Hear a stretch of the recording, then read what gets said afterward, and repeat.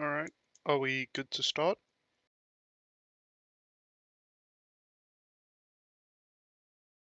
All right then. Okay.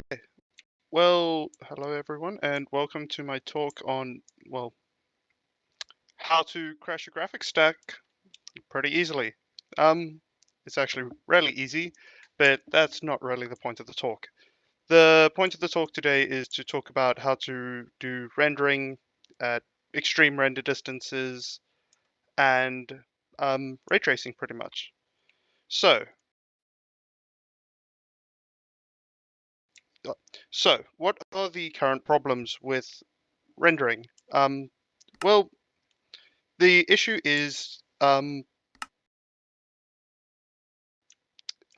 basically we want far render distance. We want as much render distance as possible. That is why mods like distance horizons and far planes 2, fastcraft 2, all of these other mods exist really. So we want really far render distance pretty much. We've also got regex, which can, especially the 3D resource packs, can absolutely explode vertex count into the hundreds of thousands, if not millions. So at 32 render distance, your game will consume more than 12 gigs of VRAM. Unfortunately, these are actual things that do exist, and they are not very fun to deal with. So, what are the past solutions? We've got all the different mods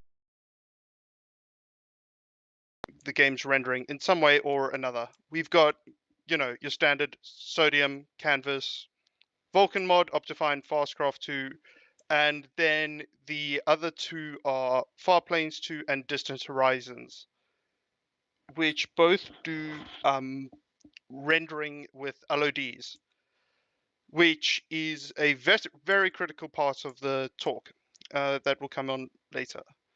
So this is what, as you can probably, this is what, Sodium looks like. I'm pretty sure most people, actually everyone at the con is using Sodiums. Sodium 0.4.10 off the top of my head. And so, yeah, it's vanilla Minecraft. Same with Optifine, Vulkan mod, Canvas, all of these other mods, they are just your stock standard mods that increase your increase your performance and optimizations. So, what does Farplanes 2 look like? This is Farplanes 2 with very short settings. So, where the LODs are very close together as a visualization so that we can clearly see. So as you can see at the start in the center, it is very high detail, and then as you get further and further, it gets to lower and lower details. That's LOD, which is level of detail. So this is Farplanes 2, which is 1.12.2 only. However, there is a new work.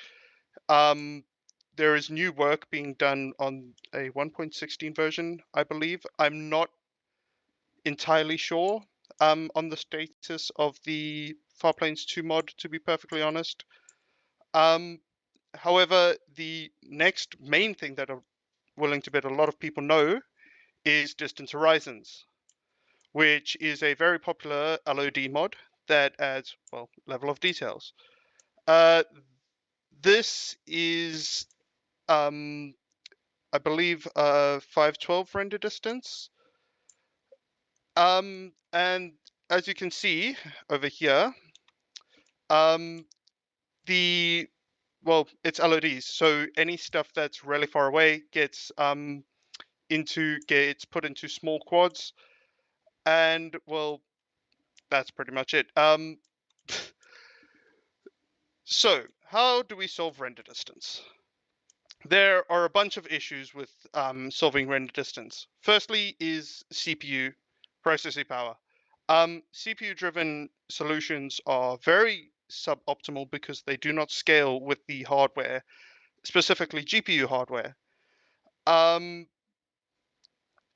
So that means that if you have like an Intel Core Duo or something running alongside an RTX 4090, as an example, you are going to be CPU bound probably because you are not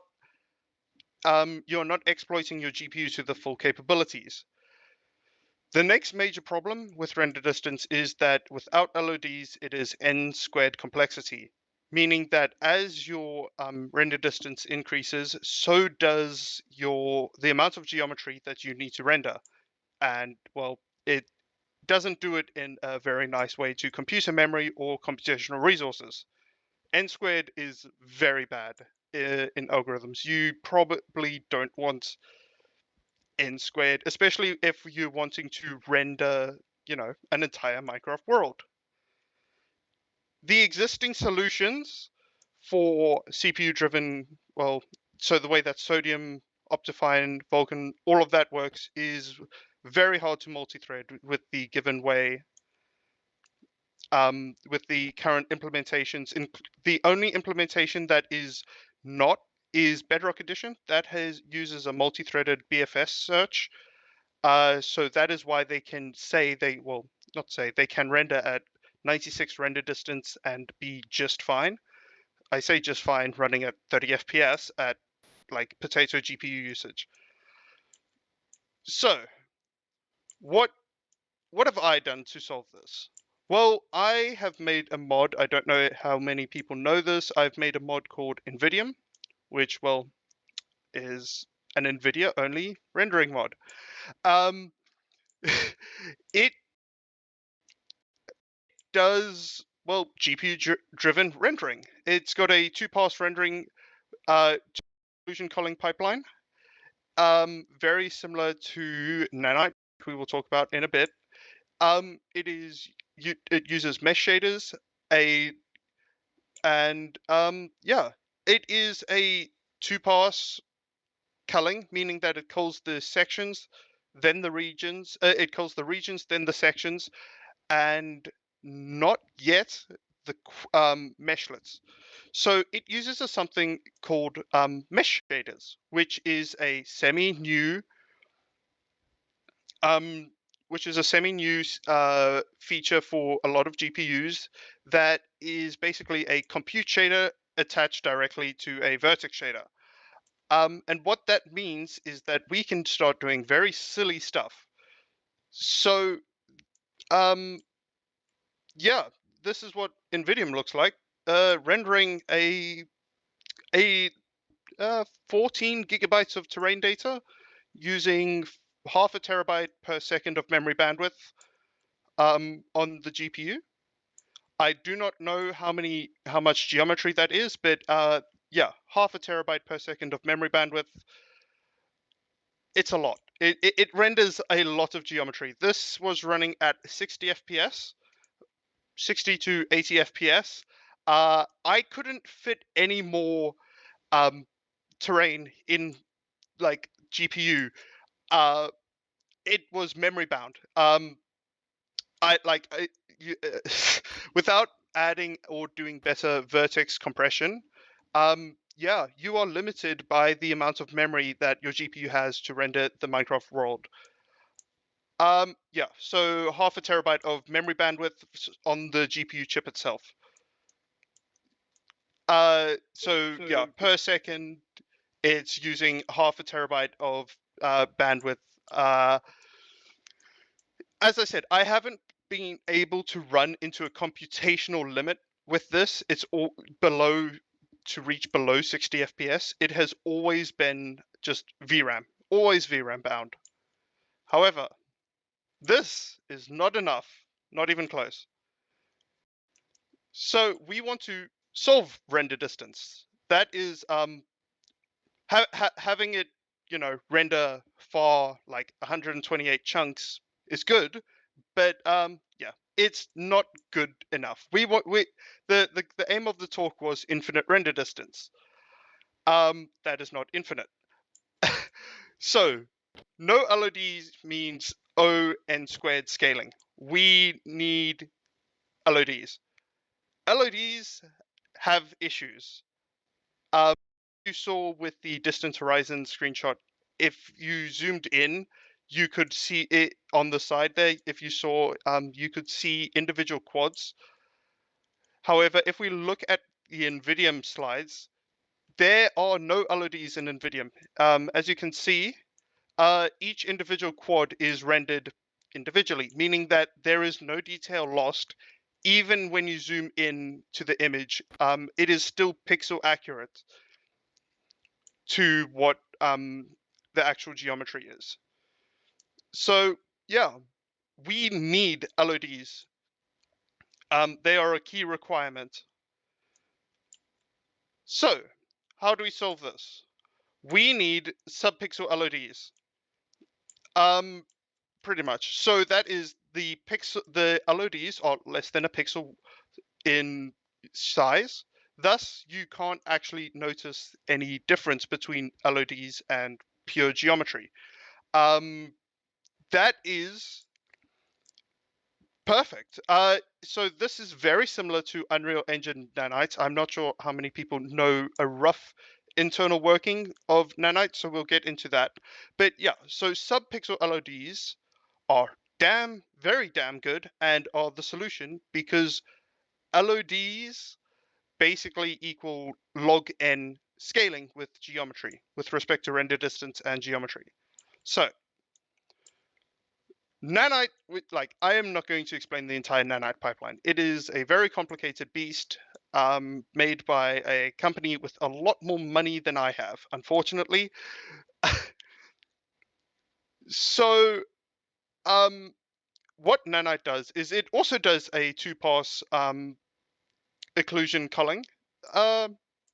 So it does what's called a high Z culling, meaning that it basically takes it renders geometry that was visible from the previous frame.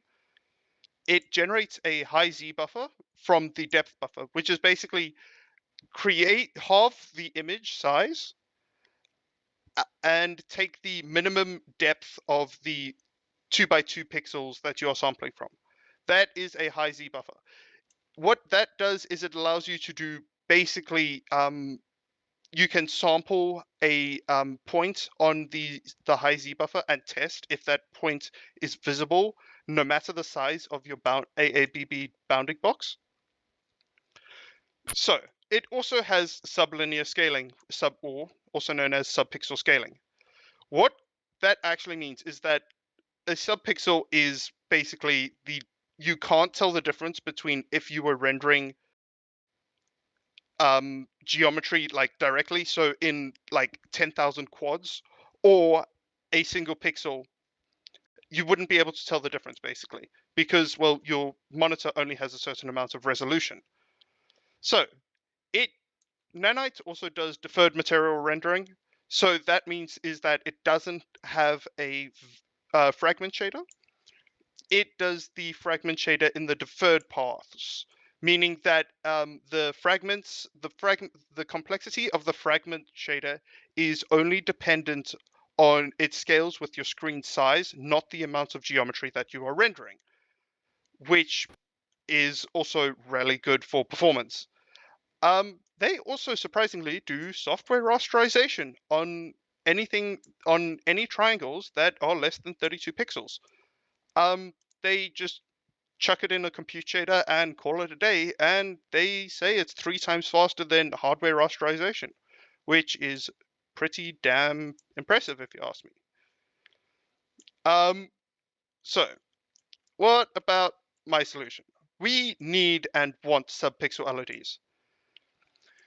That is a critical requirement. To make it look perfect to pure rendered geometry, and also because LODs means that we have logarithmic scaling, so we can get infinite render distance. So it is indistinguishable from pure geometry rendering, and It is a requirement. Why it is a requirement? Well, here we go. So to determine the point such that we can merge a block into a less than merge two blocks into less than a pixel is pretty simple. Yeah, it is a linear equation, kind of. It's kind of a linear equation. It is a linear equation up until you get f of v, which exists, yes. It is a linear equation at the very center of your screen. However, on the side of your screen, so when you're at 170 or whatever type of FOV you are using, you will notice that the pixels are more squished together on the side of your screen than are in the center. This causes some pain points because it's not a linear equation. However, what I've done is I've just assumed that it's all linear and call it a day. So to compute, so for a, as you can see, for a 70 FOV at 440p, the distance that is required for a block and a block to be less than a pixel is 54 chunks render distance, or at 4K it's 81 chunks render distance. What this also means is that at 200 at 108 chunks render distance, we can merge two blocks into a single pixel. That is very critical because that merged blocks becomes a single data point, which is an LOD. However, since it's already less than a pixel, you cannot actually distinguish it from pure rendered geometry. So what that means is that each time you go out a distance, the amount of each time that you merge two blocks, the amount of distance that you can traverse before needing to merge two more blocks doubles, which means that results in your logarithmic, your log n scaling, because it becomes 2 to the n off the top of my head, like render distance scaling. With the number of distance, which is really good because that means that we can do infinite distance, render distance. So before I go on, let's talk about what some previous techniques are. So the way that previous voxelization or like voxel rendering is, we can assume that at these render distance, we can assume that Minecraft is basically a voxel game, even though up close it is not.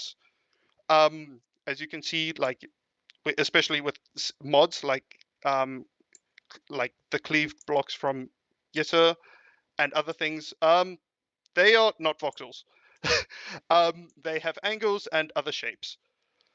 However, at extreme render distances, such as 500 or whatever render distance you want, these blocks become less than a pixel, and so you cannot distinguish them between a triangle, square, circle, whatever you want.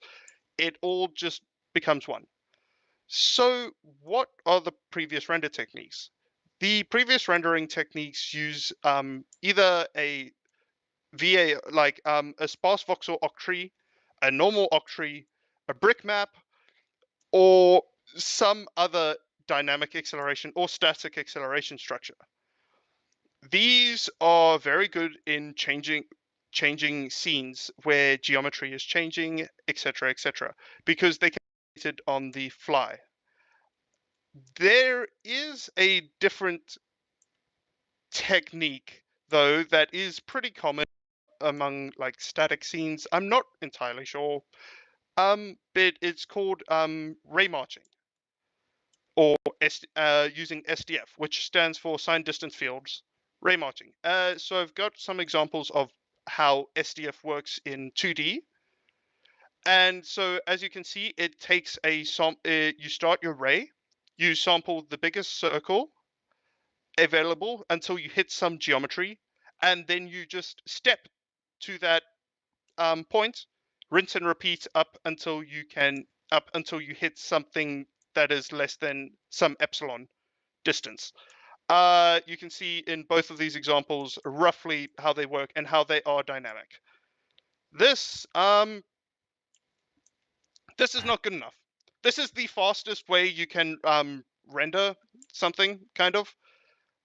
This is not good enough. Well, not good enough for me. So what I am doing, I created my own system called UAD, which stands for Unsigned Access Distance. It is very similar to ray marching. SDF. It's very similar to SDF. However, it is got 3 dimensions instead of just, a circle. And so what it is it's an AABB around a point. It is a lot faster to traverse through a voxel world, up to 2 to 4 times SDF ray tracing, if not more, in my experience. Implementing LODs is really trivial with it.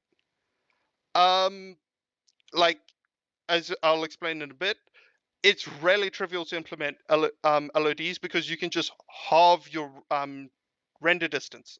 You can just halve your ray distance and switch to another ring. The cons of it, it's much more expensive to build than compared to a normal SDF or other solution. SDF using it like a different distance metric. It is because you are doing 3 times the amount of work. However, it definitely pays off given the amount of speed. So how is UAD implemented? So as you can see, these are some examples of some UADs. So the black square in the center is our point that we want to compute a UAD for. And then what it does, stands in each axis. So this is a 2-dimensional image for demonstration purposes. It works the same in 3D, except with another axis. But it will expand in these 2 axes until it hits a blocking point. At which point, yeah, that's the size of that axis.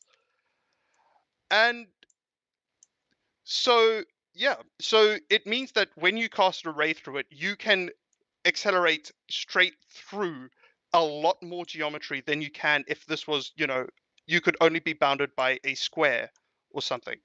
It is a lot faster than, your other metrics, in my testing at least. So how do we combine this all together into an infinite ray traced acceleration engine system rendering doohicamabob? So the way that I have implemented it is with rings. Each ring contains 12 areas. Areas are 128 by 128 TLAS uints, pretty much. They are uints, and they either point to a substructure, so a BLAS or bottom level acceleration structure, or they represent a UAD acceleration point. So these areas and sections are independent with respect to the UAD, meaning so the TLAS and BLAS don't really have much of anything to do with each other than the fact that the TLAS can point to a BLAS. And BLAS is a bottom level acceleration structure, so that means it also only stores air or a block and block color. So areas can only store UAD, or pointed to a BLAS. That's each point into this. So these rings, when you're tracing, you trace from the, let's say, the blue to the orange, and then the way that so with respect to the LODs, because remember we assumed that 64 chunks render distance is when we can halve the amount of size, basically. So we trace through our rings. Each color, each different colored ring represents the same amount of area. So it is 128 by 128. But you can see in the unscaled version or the scaled version, as you go out, each ring represents more and more geometry, even though the area size is the same. So this purple and blue, for example, store the exact same amount of data. It's just that the purple is in practice 4 times the distance away compared to the blue or orange. Um, and that means that each time you double your distance, uh, you're only using uh, half the amount of memory as you were before. Like you only add half the amount of memory as before. It is quite literally 2 to the power of n render distance with yeah, with respect to distance. So with all of my very bad speech kind of out of the way, how does this work in practice? Well, I have a very bad demo. This is extremely bad, extremely dodgy. It doesn't represent the full extent of this. But yeah, as you can see by the little title below it, this is running at 4K at 1300 FPS, rendering 30 million blocks away. That is quite far for those who don't know. 30 million blocks is the basically the distance to the edge of the world. The Minecraft world is no, it's not a real Minecraft world, sadly. No, I didn't have time to finish this presentation as much as I wanted to. I would have loved to have a demo, but other shit has come up. But yes, so each different color that you can see in here is a different pixel, pretty much. I have actually zoomed in a lot on this image. So this image was originally meant to be taken from 0, 0. I am actually 64 chunks out. This was running at like 3000 FPS when I was rendering it at 0, 0. It's just because I'm so close up at the moment that it's rendering a lot slower. But yes, this is very cool and it shows the promise of this technology.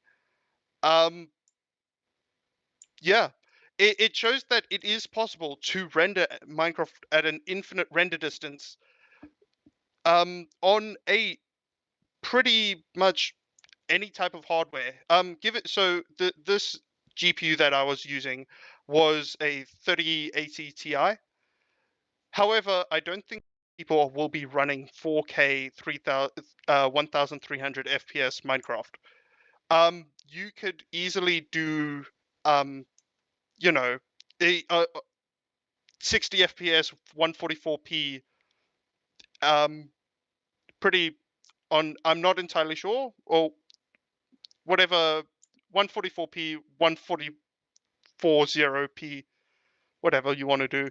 But yeah, it shows the possibility of this technology and how we can use rendering to do whatever we want pretty much. The line in the middle is actually just a wall being looked at straight on for those who are asking. But yeah, the very center, you can't really see it, but in the very center, that is 30 million blocks out, and it is not taking that much that much storage on my GPU because of the way that the UAD system works. It's a lot more performant than I thought it would be, to be perfectly honest. So yeah, that is my solution for solving infinite render distance. Unfortunately, I don't have a full demo. I would have loved to have a full demo. But yeah, unfortunately, I didn't have time and I got distracted on maybe another project, just a little bit. Yeah, so hardware ray tracing. It is a talk about infinite render distance and ray tracing. We can't forget about the ray tracing, but it's the spicy stuff. It's the stuff that everyone wants because it basically beats Bedrock Edition. Yeah. The only difference between Bedrock Edition and Java Edition is pretty much that they have, the funky DLSS and ray tracing stuff. So we want to do that as well. It is very hard because it's written in OpenGL Java Edition. Yippee! It's hard. It's not the most fun thing to do. Ray tracing still requires ON squared memory. However, it is still fundamentally ray tracing is logarithmic in scaling compared with respect to geometry. Research will need to be done on using LODs with ray tracing. I have not looked into that, to be honest. I've been more focused on laying the foundations of ray tracing in Java Edition. Oh, boop, there we go. So for those who know, these bottom two images were done last year in November. Using hardware ray tracing. So these bottom images were running very well. This was a terrible system. Terrible. It had CPU stalls, GPU stalls, memory crashes. It literally only ran on my machine. I'm pretty sure it caused other people's machines to just straight up crash. So unfortunately, I have spent the last past few months rewriting this entire system into its own mod, which I am hoping to actually release relatively soon. Hopefully in the next month or less, which is what this top image is representing. It is representing the current state of the development of this mod called Vulcanite. It's on my GitHub if you want to go and see it. It does work. However, you will need to write your own ray tracing shader for it. There are not any instructions yet. In fact, the README says #does not work yet. Because, it doesn't work. However, it will enable shaders written in Iris to use hardware accelerated ray tracing. So, for example, all of the path tracing shaders that make your FPS go to absolute garbage?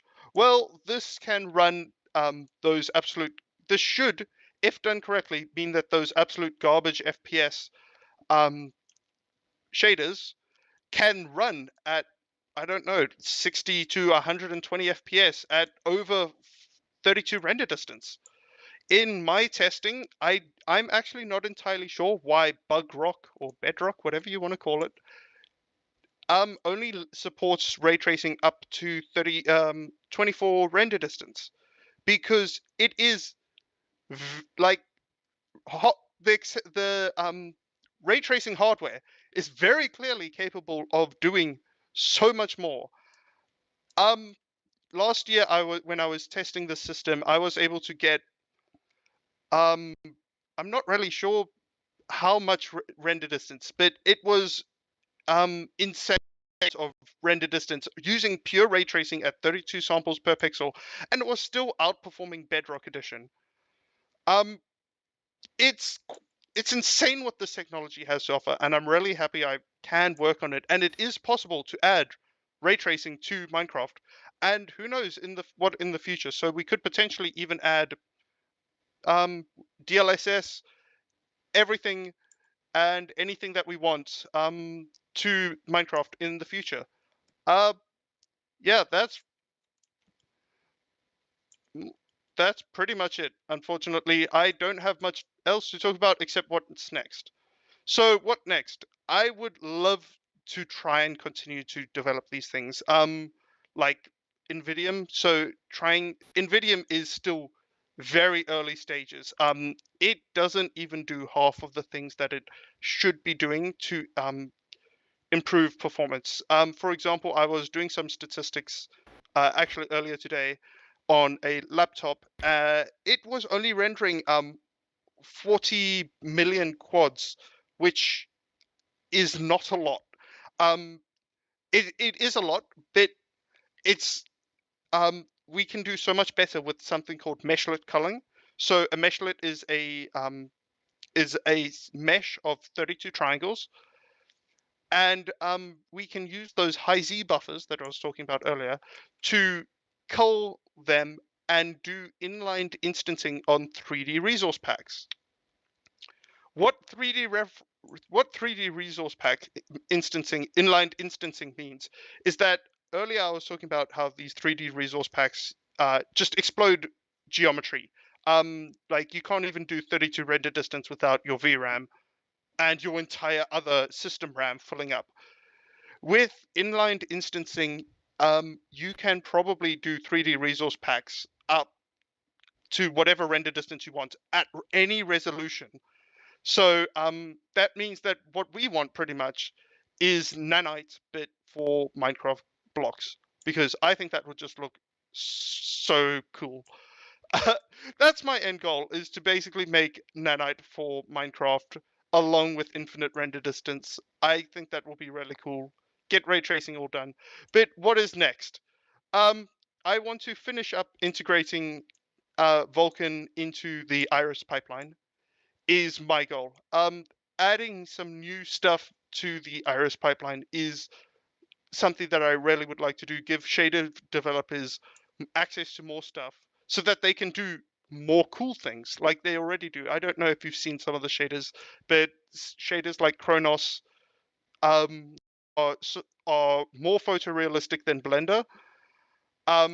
It is quite insane what they do. They are not real-time shaders, but they are written in fucking Minecraft with in an Optifine format. Like, I don't think people understand how terribly designed the Optifine shader format is. But yes, what is next? Who knows? Rendering is evolving all the time, and who knows what's next? It will be really interesting to see, and I will be really happy to. I'm happy to help contribute to the next generation of rendering. Thank you very much for coming to my talk. Any questions or anything? Yeah, I sent it in the question thing. Okay, I'm not entirely sure how. There we go. Okay. So, well, was this all implemented in the NVIDIA pipeline or separate mod or something else? So it depends on exactly what you're talking about. The UAD acceleration structure was originally in the pipeline, yes, but as I was developing, I was like, no, I don't want to launch Minecraft every 2 seconds. And so it's currently just in like a micro application because the UAD application is just pure shaders. It is basically just a single OpenGL shader file, and that's it. The Vulkan stuff is completely separate. That code mod that is compatible with AMD and hopefully all other things that support ray tracing. But yeah, I haven't tested it on any of these systems because I only have an NVIDIA GPU. Surprise, surprise. But yes.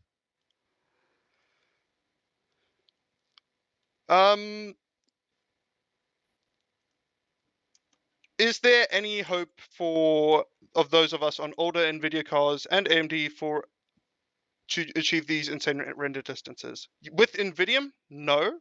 However, the UAD acceleration system is pure OpenGL 4.3 or something. It just requires SSBOs. So yes, it should work on like iGPUs and other things. Hopefully, as I said, I'm still researching and developing this technology. It will require still a lot of work. However, I do hope to eventually get there, and I do believe that it is possible to do insane rendering on very sub-powered systems.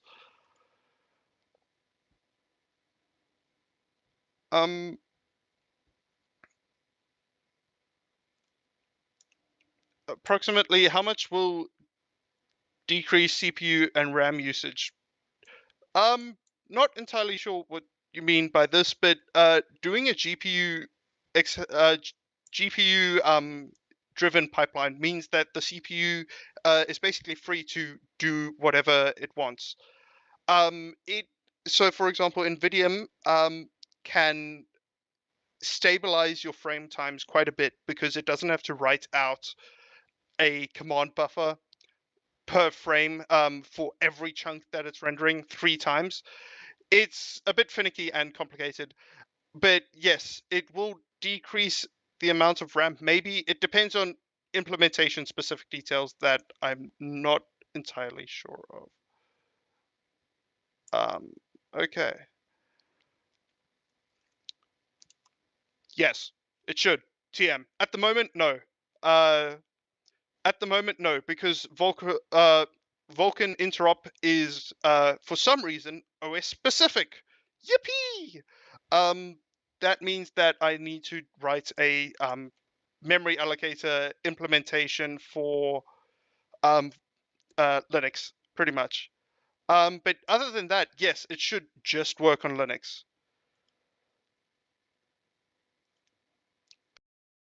Will this work on non-RTX cards? I'm assuming this is talking about the ray tracing. I am not sure. I'm not entirely sure exactly what it's what cards support ray tracing using the Vulkan acceleration extensions. So I'm not doing anything custom with the Vulkan ray tracing. So whatever support the driver gives you, that's what you get. I'm not going to be emulating ray tracing for the hardware accelerated ray tracing system. Yeah.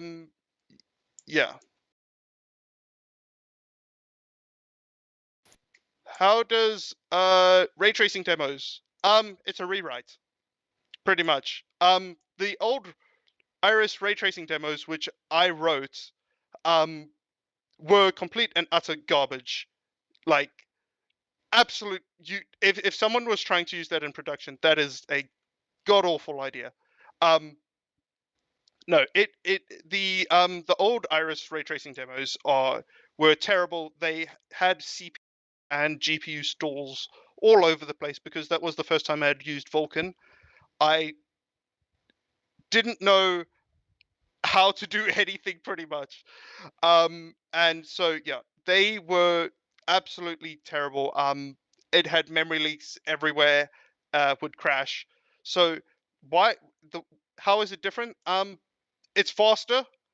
The new Vulkanite system has the foundation support for entities as well, which is very critical, but insanely hard to do in Java Edition due to the way that entities are done in Java Edition. If you ever wonder why your FPS goes to 0 whenever you look at like a single chest, entities are to blame.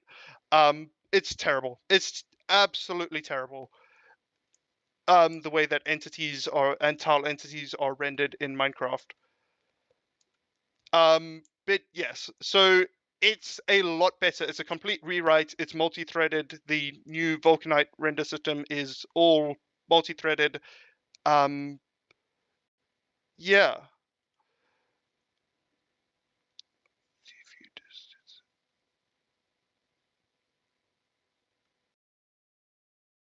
I recall you saying that one of the view distance extenders had a secondary requirement to function like an app of search. Second thing, and what does not entirely sure what you mean by this. I was referring to NVIDIA, I think is what I was. NVIDIA has the requirement of having a new NVIDIA GPU, so it uses something called mesh shaders, which is only in OpenGL, which is an NVIDIA OpenGL extension that requires the Turing architecture or newer, which for those in numbers is the 1600 series or newer. So if you don't have a NVIDIA, it's a new NVIDIA. It's not going to work as is. NVIDIA?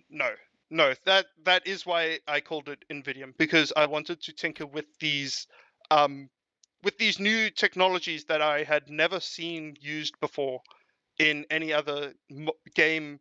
So Nanite also uses the concept of meshlets. However, and they do support mesh shaders. Actually now there's an option for you to use mesh shaders. However, I'm not using them in the full way that you can yet. So I expect like I could increase performance maybe by 20 to 30% on NVIDIA, more things, if not more. I just haven't had time to tinker around with everything yet.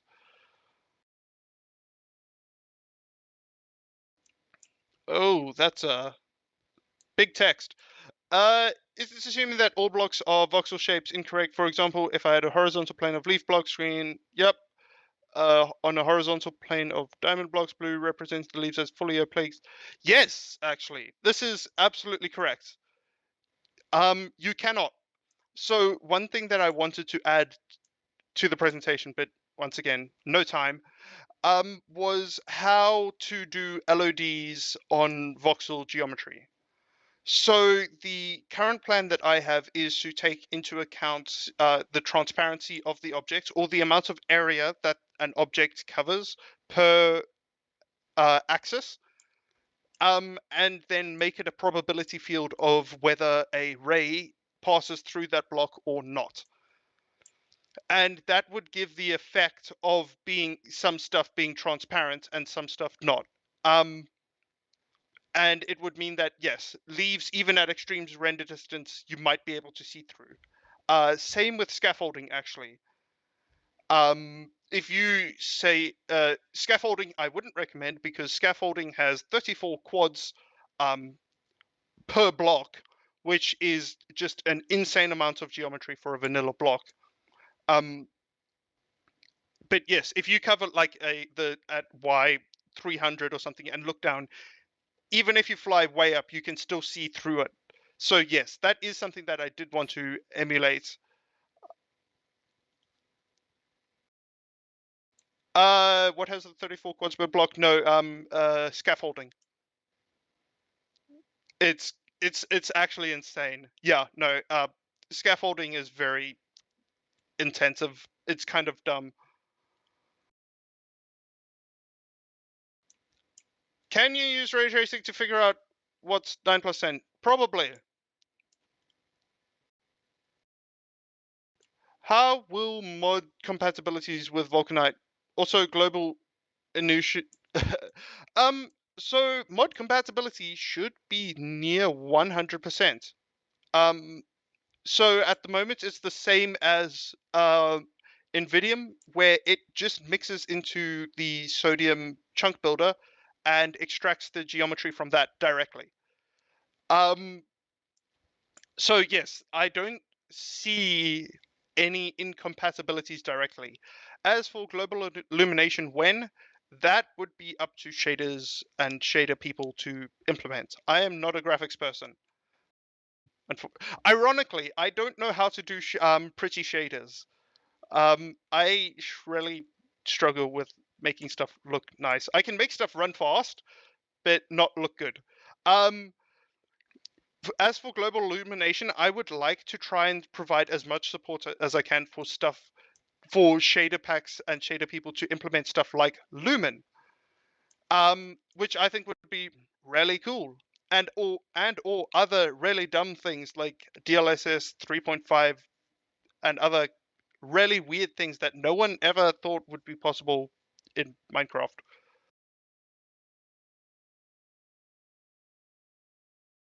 Can you explain the rainbow image at 30 minutes. So this one?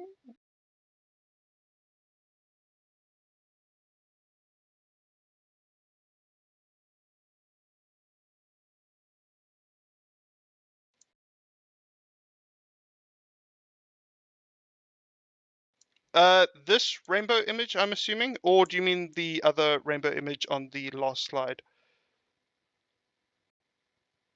So this one, each single different color, I know it's terrible because this is also a JPEG image, so it looks like absolute garbage. Each different color that you can see represents an individual block. So you can't actually see, but around here, you if you zoom in really close onto the, yes, there are 3 vertical walls of blocks. If you zoom in really close over here, you can actually see where the merge point is because I am zoomed in on the image. Like I walked closer to it. So normally you wouldn't be able to see it. It just looks like a bunch of noise because everything is meant to be subpixel. So it looks absolutely terrible in person, but it's doing everything correctly, which was the test of everything. In order of comparisons, how much faster is the actual extreme distance renderer system from vanilla or beetroot edition? So I'm assuming this is talking about the difference between NVIDIA and vanilla. Is that correct? So the difference between NVIDIA is that it is all GPU driven. To render a world, no matter what size. So let's say, so I actually, yeah, I'm running NVIDIA in this pack. However, there are known issues with newer drivers that cause it to break when you enter the cyberpunk area. Anyway, yeah, I can render. So in the world where, hang on, let me see. Is it going to load?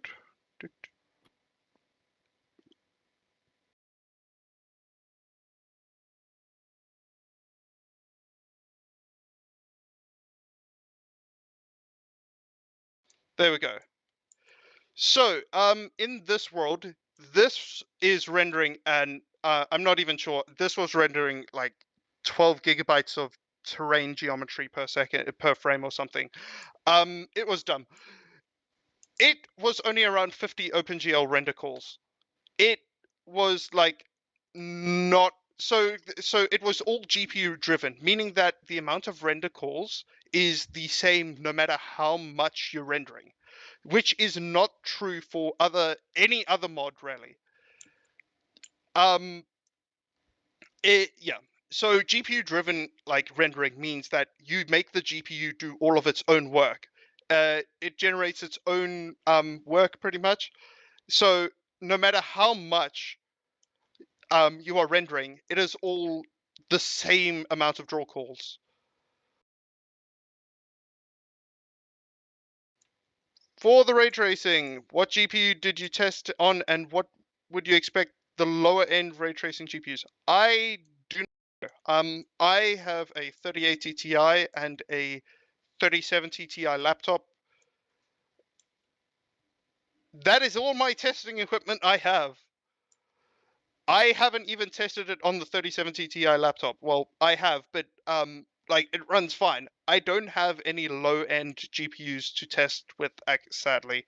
As cool as that would be, I don't have money really to get a spare GPU to test performance with. As much as I would actually like to, but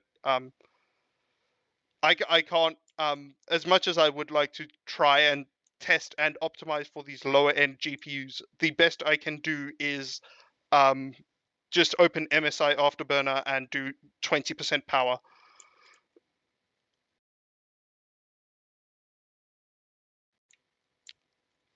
Okay, serious question this time. How well is this expected to work for different versions Forge, I don't care about because I use Vulcanite. I'm assuming this is talking about Vulcanite. The Vulcanite is use it with sodium and iris specifically as hard requirements. If a mod such as rubidium and Oculus, or I think it's Oculus, I'm not really sure, wants to do it, I'm sure they it's just 3 mixins. The amount of mixins that Vulcanite has is around 5 or 6. It's like potato amount of mixins. You can probably port it to like rubidium and stuff in all of 10 to 30 minutes. But that is not something I support because I am only supporting iris and sodium directly. Same with Nvidium, actually. Someone posted a patch for an older Nvidium version to work with rubidium, and it was like a 3 kilobyte patch. Would this thing work on a Raspberry Pi 4? Probably. I'm not sure exactly on what specs the Raspberry Pi 4 has in terms of OpenGL support. However, you could probably, if you want to do software rendering, you sure as hell could. But yes, if the CPU/iGPU of the Raspberry Pi 4 supports it, then you could probably use it. Yes. Will AMD ray tracing, or whatever exactly AMD calls it, be compatible with Minecraft with the rendering once that mod comes? AMD ray tracing is the same on. So the way that ray tracing works is it's done via Vulkan extensions. That the Vulkan extensions being that define how ray tracing works, pretty much. As long as your GPU supports these extensions, it will hopefully, assuming there are no driver bugs, which is absolutely a lie, it will work, ideally. So yes, it should just work, especially the newer Vulcanite version compared to the old Iris ray tracing demo. Yeah, it should just work, TM. It looks like that is all of the questions. Does anyone have any other comments, questions, suggestions, anything else they would like to ask? I'm happy to answer anything, but yeah, thank you very much for everyone for coming. I hope you enjoyed my talk.